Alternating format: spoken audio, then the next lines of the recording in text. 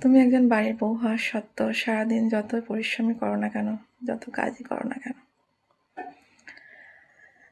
শ্বশুর বাড়ির লোক তোমাকে কখনোই বলবে না যে তুমি পরিশ্রম করছো বা তুমি কাজ করছো। কিন্তু নিজের বাপের বাড়িতে মা বাবার কাছে একটু কাজ করে দেখো, তোমার মা বাবা বাড়ির লোক সবাই বলবে আমার মেয়েটা কত কাজ করছে, আমার মেয়েটা কত পরিশ্রম করছে। শ্বশুর বাড়ি বাবার বাড়ির মধ্যে আকাশ পাতাল তফাৎ।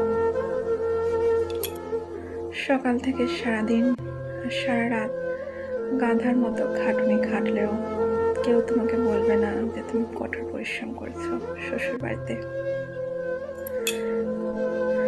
কিছু কিছু এমন শ্বশুর বাড়ি আছে, বউরা যতই কাজ করুক না কেন, যতই খাটাখাটুনি করুক না কেন, যতই কঠোর পরিশ্রম করুক না কেন, তাদের শ্বশুর বাড়ির লোকেরা দিন শেষে তাকে বলে তুমি কি করছো, তোমার কি কাজ, তোমার তো কিছুই কাজ নেই, বসে বসে ঘুমাও তুমি। এটাই শুনতে হয় অধিকাংশ বউকে। মেয়েদের বাবার বাড়িতে একটি কাজ করলো তার বাবা, তার মা, তার বাড়ির লোকজন সবাই তার কাজের প্রশংসা করে, বলবে আমার মেয়েটা কত কাজ করছে, কত পরিশ্রম করছে। আর শ্বশুর বাড়িতে দিন রাত গাধা খাটুনি খেটেও, গাধার মতো পরিশ্রম করেও কেউ তোমার দাম দেবে না, কেউ তোমাকে বলবেই না যে তুমি কাজ করছো।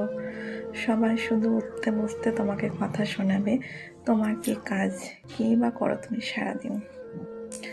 একজন মেয়ে একদিন ছোট ছিল, আজ সে বড় হয়েছে, তার বিয়ে হয়েছে, সে রাঁধতে জানে না, শ্বশুর বাড়িতে এসে রান্না শিখে গেছে।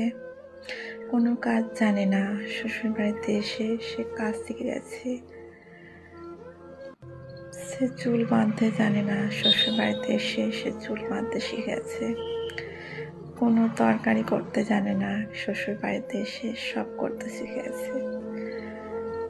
সব